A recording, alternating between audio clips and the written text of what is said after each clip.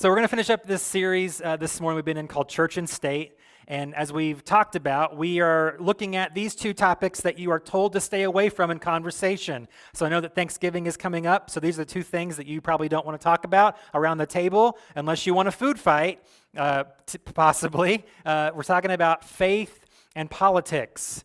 And so we've looked at in the first week about how we'll come back to this theme quite a bit this week as well to sum up, kind of put bookends on this thing, about how our modern politics is not all that there is. This earth is not all that there is. There is a heavenly kingdom that is over and above and sovereign above all that we can perceive and see here on this earth. And so we want to have that in mind. And whatever we do in this world, to have that mindset. And we'll talk about that here in a few minutes. And the last 2 weeks, we kind of look practically. How do we engage as Christians in culture? How do we engage politically? Can we, should we? And the answer is yes. We'll hit that again this morning to kind of put, a final bow on this series. But we have to do it in a certain way. We still want to be Christ-like in what we do and how we communicate and the positions even, I think, that we hold. And so that's where we've been. And so today, we're going to ask a question and try to answer it. And I hope I don't go everywhere like a dog chasing a squirrel. I had to kind of rewrite this thing 3 times this week because I was like, I don't really like the way that's going, or that doesn't make any sense, or how do I connect these two ideas? And so I hope to be able to communicate sort of in a straight line where we're going, and you can stay with me, hopefully. If not, we're recording it, so you can watch it later and see if the second time through makes any more sense than the first time through. But we're going to sort of go Shakespeare this morning a little bit. We're not going to ask the question, to be or not to be. That's not the question. It's similar, but the question that we're going to be asking is, to separate or not to separate? Because when you look at this idea of church and state, typically you think of the phrase separation of church and state. So I want to kind of unpack this very quickly. Historically, what does that even mean? Because you hear that term a lot, but it's not usually explained. People have their own idea of what that means or where it came from, and they could be right or they could be way off base. So historically, this term, the separation of church and state, is not in any of our founding documents as a country. That term is not anywhere in the Constitution or the Declaration of Independence. The term actually comes from a letter that Thomas Jefferson wrote in 1802 to a group of Baptist ministers who wrote to him. And they wrote to him because they were afraid that their religious liberties were going to be infringed upon. So in his response letter to them, he tells them, oh, no, don't worry. He says there is a wall of separation between church and state. That's where that phrase comes from. It's from a letter, okay?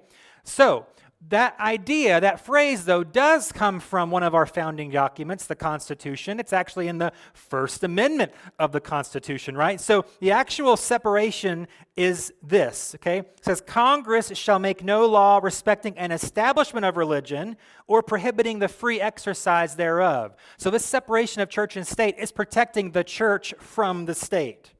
So that's the idea, that Congress, the federal government, no government can impose a religion upon any of its citizens. And it can't impose how they exercise their religion or how they don't. So that's one of the things that they recognized in writing these founding documents is, one of the things that we left was an overpowering monarch, an overreaching government they had a national church, the Anglican Church, the Church of England. We don't want a Church of America. We don't want whoever's in charge to decide the religious policy, especially if we're changing that person every 4 or 8 years. That's going to be really confusing. Oh, I worship this God now. After the next election, oh, we worship this God now. That's not going to work. And so they separated these two things for that purpose. Government does not control religious expression. That's all that means. However, what it has come to mean in our modern culture is something quite a bit different than that.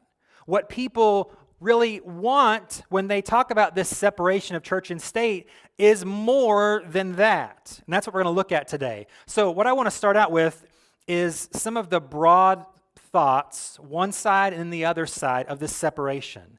How this separation has gone too far in each direction, the church side and the state side, and see what those problems are, and then with the rest of our time, how we can solve that problem, how we can bridge that gap. How should we separate or should we not separate? I'm going to go ahead and tell you no, not in the way that our modern culture does, okay?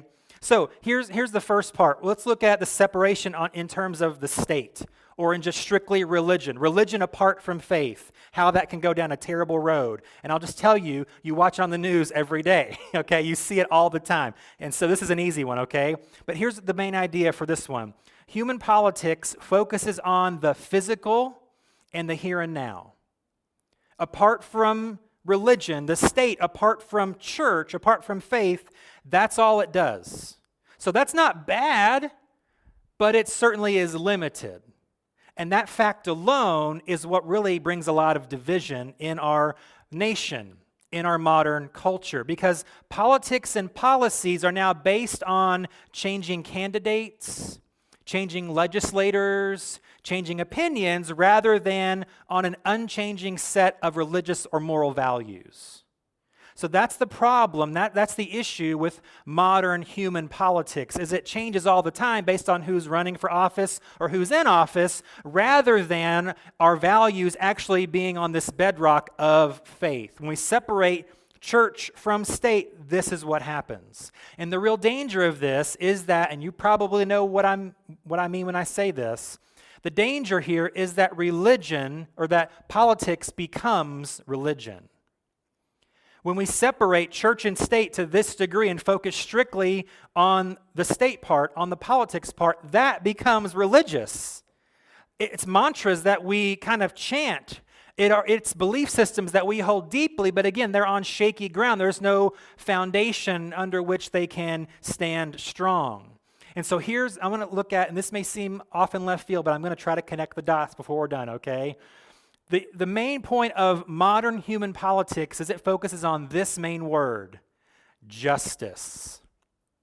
How many times in the last 8 months have you heard about justice? I'm seeking justice. I want justice. Now, is justice bad? No. Is justice wrong? No.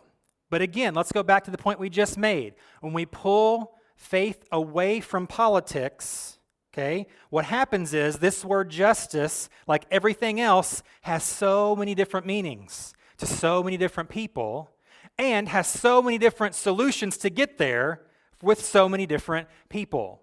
So in researching this idea this week, I came across at least 4 main types of justice. So different people mean different ones of these. When they talk about, I want justice, but I don't mean the kind of justice you're talking about. I don't care about that. I want mine. I want the thing that's important to me. And that's why we have division. That's why we have this huge separation of different people, different parties, different ideas, different locations. It's because we're saying the same word, but we mean different things. So let's talk about that for just a second, okay? So there's retributive justice, which is proper punishment under law. That's not a bad thing, right? If someone commits a crime, what's the punishment? Okay, great. That's not always easy to do, is it? I mean, we seem like, oh, it's easy. Yeah, just whatever it says, do that. But there are so many caveats and so many situations where it seems like that's just, but then this person would say, well, no, I've got a reason why that's not just. So even that one definition has so many splinters in it, it's just hard to wrap our minds around and focus on. But retributive justice, that's probably the main one that we focus on. But then there's also procedural justice, which is fair, impartial rules, laws, and decisions.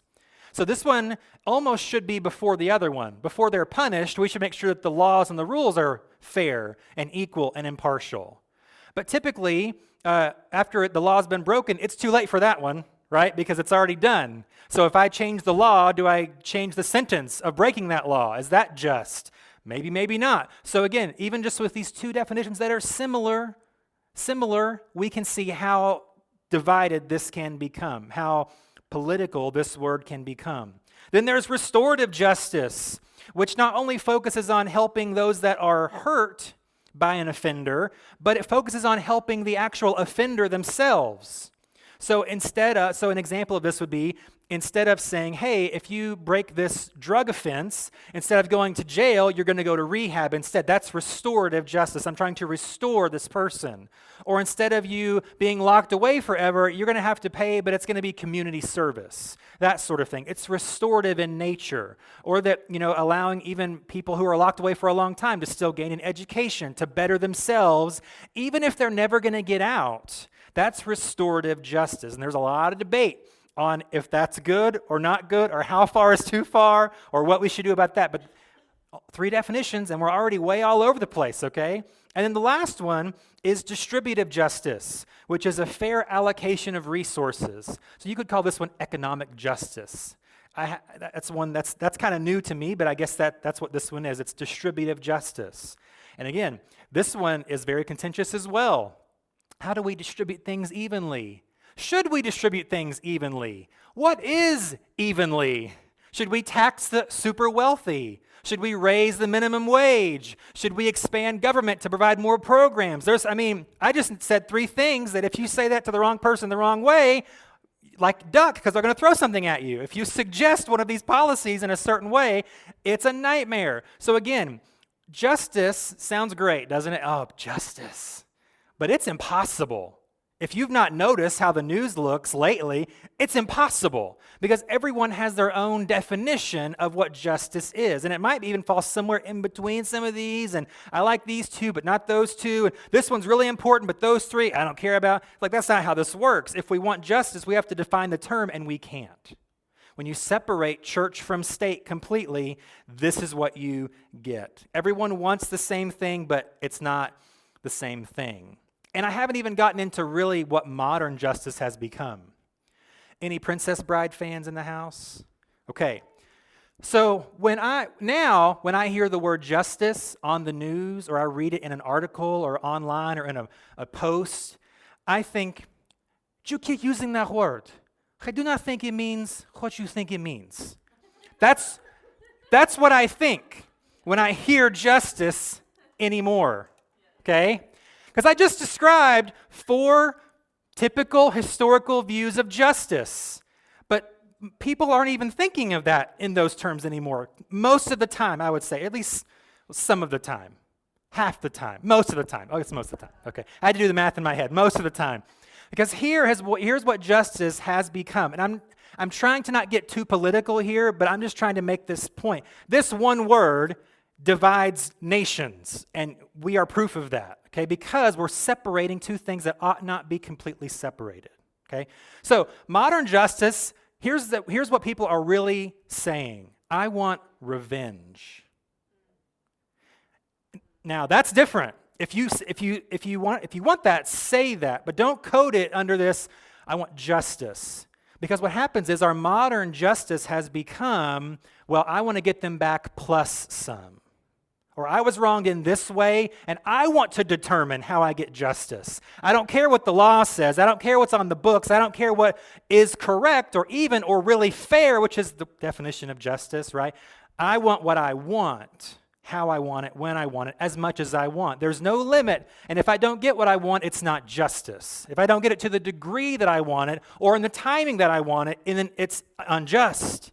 I've been infringed upon in my pursuit of justice. It goes too far. It asks too much. It's never enough. So you can even see how easily our human politics that focuses simply on the physical and the here and now just isn't quite good enough. When we separate church from state, faith from politics, we get where we're in right now. We focus strictly on the physical and the here and now and forget there's something bigger than that. There's something more important than that. There's something more overarching than that. But here's the problem. Let's look at the other side of this issue, though, the other side of this divide. So culture is typically very happy with this separation. I don't want your religious views. I don't want you to tell me how to live or what to think or who to worship. So yeah, baby, separate that thing. Culture has embraced that. Unfortunately, I believe that much of church culture has embraced that separation as well to an unhealthy degree, and it causes its own set of problems. And so here's the thing. Faith, if politics focuses on the physical and the here and now, faith focuses on the spiritual and the hereafter, the eternal. And again, that's not bad either. I say that's quite good. And Scripture, we're going to read a ton of Scripture for the rest of our time, okay? Just to give you a heads up, red alert. Scripture seems to indicate that this idea is actually really good, almost to the point to where we shouldn't focus on the physical and the here and now. We should focus strictly on the spiritual and the hereafter or the eternal. Let's go through a few of these. John 14, 1 through 3, Jesus is telling his disciples this: "Don't let your hearts be troubled. Trust in God and trust also in me. There is more than enough room in my Father's home. If this were not so, would I have told you that I'm going to prepare a place for you?" And here's what he says: "When everything is ready, I will come to get you so that you will always be with me where I am." So this is talking about looking up for his return, okay? It's spiritual. It's about the hereafter. Hebrews 9:28, the writer says this: "So also Christ was offered once for all time as a sacrifice to take away the sins of many people." And here's the key: "He will come again, not to deal with our sins, but to bring salvation to all who eagerly are waiting for him." Again, it's spiritual and hereafter. That's the focus of a Christian, right? Titus 2:13, "We look forward with hope to that wonderful day when the glory of our great God and Savior Jesus Christ will be revealed." It's about looking forward, looking up, anticipating what's yet to come. Not focusing upon the here and now and the physical, but the spiritual and that is yet to come. One more or two more. 1 John 3, 2 and 3. "Dear friends, we are already God's children, but he has not yet shown us what we will be like when Christ appears. But we do know that we will be like him, for we will see him as he really is." Here again, "And all who have this eager expectation will keep themselves pure, just as he is pure." Again, it's spiritual and then hereafter. One more, Revelation 22:20. The next to last verse in the entire Bible is setting this up. "He who is faithful, who is the faithful witness to all these things says, 'Yes, I am coming soon.'" That's Jesus saying that. And then John says, "Amen, come Lord Jesus." So even the Bible ends on this spiritual hereafter mindset. Forget the physical, forget the here and now. Don't worry about that. Focus on the spiritual and the hereafter. Again, that's not bad for the church to view that. It's not bad or wrong for followers of Jesus to view that. But many times the church has gone too far in accepting the separation that our culture embraces. So what happens is, historically, the church or people within the church pull back from society. We get in our own little huddle. All we do is pray and sing hymns and watch the clouds for Jesus, and that's all we do. We don't have as much of an interest in the here and now as we'll see in a second we probably should. Now, not all churches do this or have done this. Not all Christians do this or have done this, but by and large, as a culture, the church has been very content to kind of fade into the background and watch the world burn. Okay? God's judging the world because you're not like us. You're welcome to come in, but if you're going to dirty up our lives and our church and our faith, and you can just stay out there and stay dirty and stop messing. Like the church has typically, historically, in this country, in the last couple hundred years even, embraced this idea too much. We've embraced the idea, that's just how it is. Not a lot we can do. How are we going to fight the machine? How are we going to fight the culture? How are we going to fight these giants of technology and industry? How are we going to make a dent in the culture? We can't. So don't even try. Let's just shrink back and pray really hard and watch the sky and just exist. Right? Don't impact, just exist. And that's not really the way it's supposed to be. That's not the design. Just because culture has dictated the separation doesn't mean we shouldn't push back on that as much as we can. And here's what I mean by that. A few more scriptures. We're going to rattle these off. John 17, 14 through 16. Jesus says this. He's actually praying right in the garden right before he's handed over to be crucified. Here's what he prays.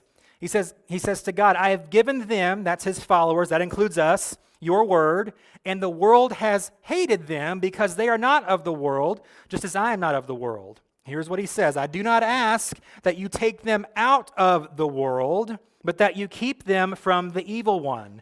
They are not of the world, just as I am not of the world." That's where this phrase you may have heard comes from, that Christians are in but not of the world. That's where that phrase comes from. So did you see that? We're in the world, but not of the world. So he's saying, I don't pray, God, that you take them out of the world. Don't take them away from the world. They need to be here to change the world. That's the whole point. And then we even see the Old Testament, we see this as well. Micah 6:8.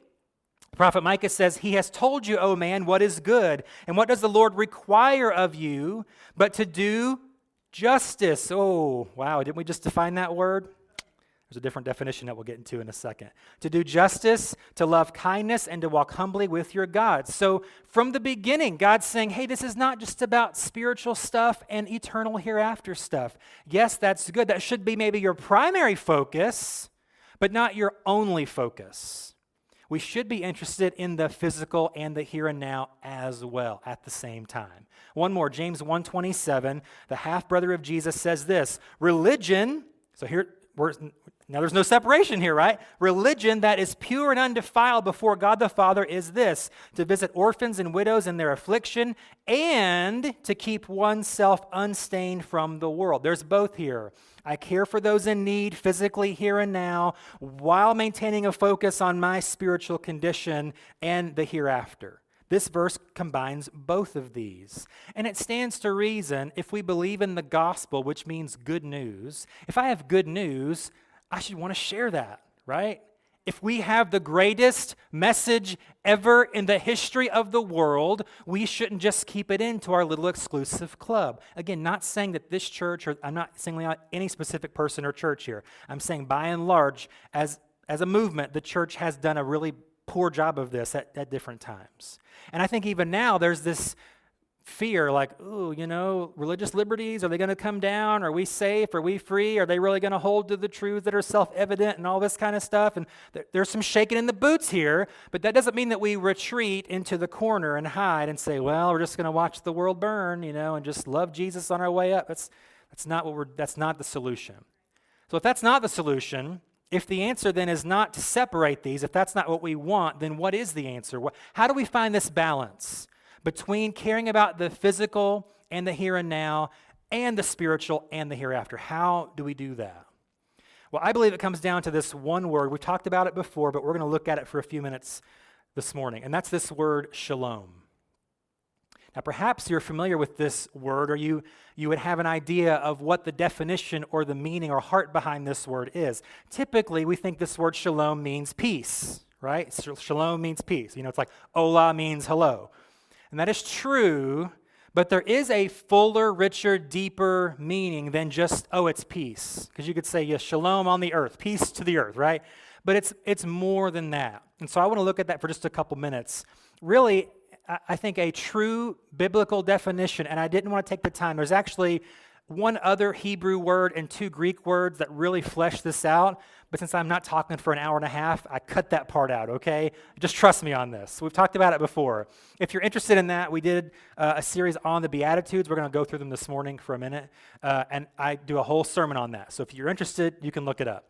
So shalom is not just peace, but shalom at its core root heart meaning is living in such a way that promotes happiness, wholeness, and mutual human flourishing. Not just peace, but that I live, the way that I express shalom is that I live in such a way that I promote happiness, wholeness, and mutual human flourishing. Now that's, the mutual part is the key in this term. So shalom does not mean that I do what makes me happy, but that I live in such a way that I bring happiness to other people around me. Shalom is not that I just seek out what makes me whole or brings me wholeness or completeness, but shalom is that I live in such a way that I promote wholeness to other people around me. Shalom doesn't mean that I flourish on my own because let's go back to justice for a second. Justice means that sometimes my justice means others' injustice. That's the modern term, right? The way that we use it now is if I get justice, that might mean it's unjust to them, but that's okay because I got justice for me. But shalom says it's not just about me flourishing, but it's that I live in such a way that others around me flourish. And when I say that we have others be happy, whole, and others flourish, it's also not just people that are like me, or people that look only like me, or believe only like me. The idea of shalom is that we all individually live in such a way to promote happiness, wholeness, and mutual human flourishing to as many people as we can. whether they look like me, talk like me, worship like me, or they don't. It doesn't have anything to do with that at all. It's just a way of living and a way of thinking about how we live. And this, I believe, is how we can find that balance. Because if I'm living in that shalom, it is about physical things. It is about meeting needs. It is about the here and now. It is about helping my actual neighbor. But it also, there's a second level to that where it is about, there's a spiritual nature to shalom. There's a hereafter, eternal nature in the unseen that is shalom. If I live in that way that promotes those things, we can see success on both levels. So that separation comes a little bit closer, even if our culture doesn't see the connection, even if our culture pushes away, us just living in this way of shalom helps to kind of bridge that gap, even if it's very indiscernible. Because if we all can do that, we get enough force to kind of push them back together a little bit, I think. So it's an individual thing. It's up to all of us. So it is individual, but it is as a community as well. There's this idea that it's all of us doing it, but then together it's like, the power just grows exponentially.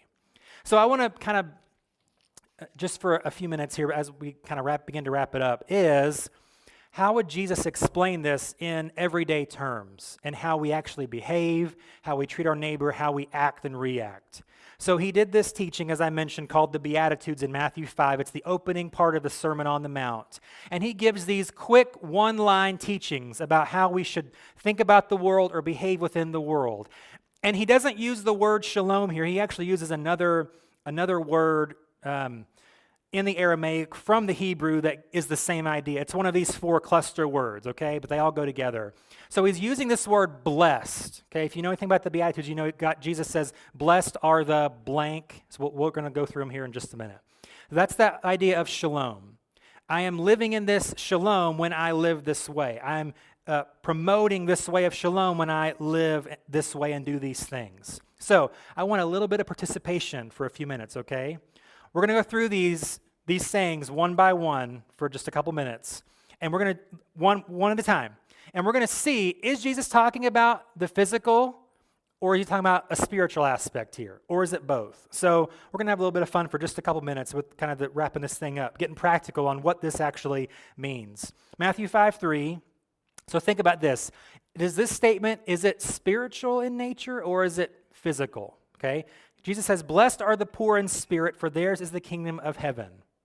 Is that physical or spiritual? Yeah, that's a spiritual one.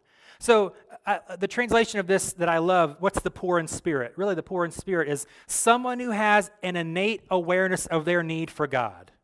That's what it means to be poor in spirit. I don't have all the answers. I don't have everything figured out. I'm not okay on my own. I need someone bigger and better and stronger and mightier than me leading me through life. That's what it means to be poor in spirit. I have an awareness of my need for God. Yeah, this is actually a spiritual thing. So then the second one, Matthew 5:4, Jesus says, blessed are those who mourn, for they shall be comforted. Is that physical or spiritual?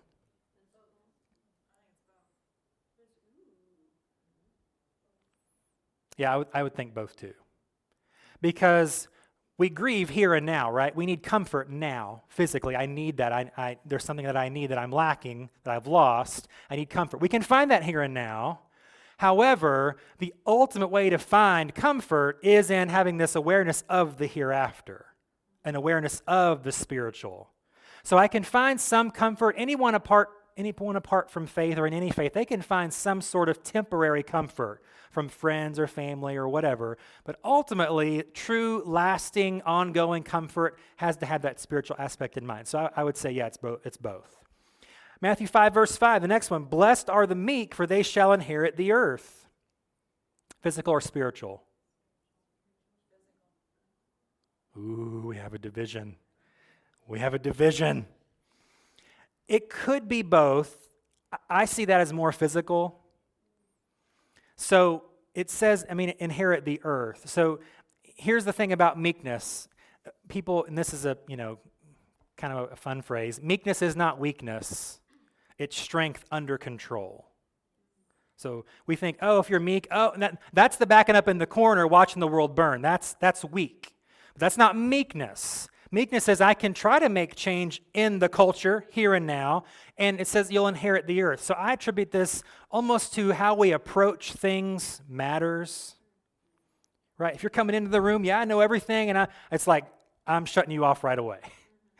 Like, I don't need any of that attitude. I don't need any of that pride. No, I'm not going to take any advice from that kind of person. Someone who is meek, who comes in, and they might be, like we talked about with Jesus last week, might be the smartest person in the room, but they're going to let you figure that out.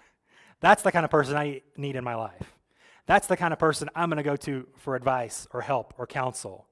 So it matters. Your approach matters. Your attitude matters. It makes a difference on the impact you can actually have on this earth here and now. But there might be a bit of a spiritual aspect to that too. Verse 6, Matthew 5:6, blessed are those who hunger and thirst for righteousness, for they shall be satisfied. Physical or spiritual? What if I said both? I would say this. This word righteousness, I think, gets to a more accurate definition of justice than our modern culture allows. Righteousness means a right judgment, right? Right? So there it is. So here's how I would see this as physical. If I'm seeking righteousness, which is accurate justice, I'm going to find it more often than if I'm seeking modern justice. Because again, modern justice is like this monster with a stomach that's never filled. I can eat all the trolls in the land and I'm still hungry. That's what modern justice is. I'm never really satisfied. Yeah, I got a judgment, but no, I don't feel like that was just. Or that happened, that wasn't just. And we're always seeking it and never satisfied. But if we're seeking righteousness, I think we can find an accurate view of justice here and now. And then spiritually, it all comes down to a mindset. If I'm seeking the right things from the right source, I'll be satisfied more often. If I'm seeking God for what I need, righteousness, seeking after Him, then I'll find satisfaction that I so desperately long for. So there's a bit of both to that. Verse 7, blessed are the merciful, for they shall receive mercy. Physical or spiritual? I have physical. I'll tell you why. And again, I'm not trying to, I had time to plan this out, okay? So you're on the spot, I understand. And you could be right, okay? I'm going to be meek here. I could be wrong on some of these, okay? And this is nothing that I just kind of thought about these this week in this way and wrote it down and thought it'd be kind of interesting. Here's why I don't think this is spiritual. Because the mercy that we receive from God is not based on our own mercifulness, is it? It's based on God's mercy and His mercy alone. So me being merciful, or here, let me say it this way. It could be, but I don't think it is always this clean cut. Me not being merciful doesn't mean that God won't show me mercy, necessarily. Now, it's a good idea for me to show mercy, but I think this tends to be more physical. Again, it's my attitude toward people. If I'm not forgiving, should I expect forgiveness? No. If I'm not kind, should I expect kindness? If I'm not friendly, should I expect to have friends? Probably not. And so I think it is more of a physical thing. And for that reason, that God's mercy is not conditional, it is a bit, but I'm not going to get into that anyway. It could be spiritual, but I would say it's predominantly, if not completely, physical, okay? Matthew 5:8, blessed are the pure in heart, for they shall see God. Physical or spiritual? Yeah, I said spiritual. That's all I got for that one. It's spiritual. See God. Now you could say, well, it's physical because you'll see God and how the world works and you'll see Him, and it could be, but I think that's more of an eternal thing. And that's even what James talks about, to keep ourselves undefiled from the world as we work our own salvation out with fear and trembling, as Paul says. Then we'll see the result of that. We will see God in His glory, okay? Matthew 5:9, blessed are the peacemakers, for they shall be called sons of God. Physical or spiritual? Got another divide here. I think it's both in a way, right? So we can't make peace, well, we can make peace with God, but I think the way he's looking at it here is relational. Peacemakers, right? Blessed are the peacemakers. So that's the physical part. This is what's cool to me, the way I see this, is that the physical act gets the spiritual benefit. So the peacemakers are sons of God. Now that is maybe you could say, well, they're a Christian, they're a true Christian because they make peace. You could say that. But I do see this, the physical act gets the spiritual title, reputation, or benefit. The last 3 verses are all spiritual, and so just to get us through here for the end of time, because we are going to take communion together, so I want to save a couple minutes for that. I want to just breeze through these. Matthew 5:10, and then 11 and 12 are spiritual. So verse 10, blessed are those who are persecuted for righteousness' sake, for theirs is the kingdom of heaven. Again, that might be a physical thing that we do for a spiritual benefit. Verse 11 and 12, blessed are you when others revile you and persecute you and utter all kinds of evil against you falsely on my account. He says you're blessed, okay? Doesn't seem like it, but Jesus says we are. Rejoice and be glad, for your reward is great in heaven, for so they persecuted the prophets who were before you. So here, this is why shalom matters. This is why seeing this properly matters, because it provides that balance between the physical and the here and now, which we should be concerned about and we should fight for, and it combines the spiritual and the hereafter that we want to work on to attain. So this idea of shalom incorporates all of that. So as far as this to separate or not to separate, I would say as much as we're able to, no. Culture may not welcome in faith, but it doesn't mean that we have to give up. It doesn't mean that we have to think, well, God doesn't care, so we don't have to care. He does care. So let me just, 2 thoughts before we get into communion and close is this. On Tuesday, I want you to vote, okay? I want you to vote your conscience. I want you to vote your beliefs. But I want you to understand that it's limited. Do it, but it's limited. Because no politician is going to figure all this out. Okay? If we haven't learned that by now, we need to learn that. No policy is going to solve all of our country's problems. So vote, yes, and do it with all your heart, but we want to pursue shalom as much as we want to vote for a politician or a policy or an amendment or a change or whatever.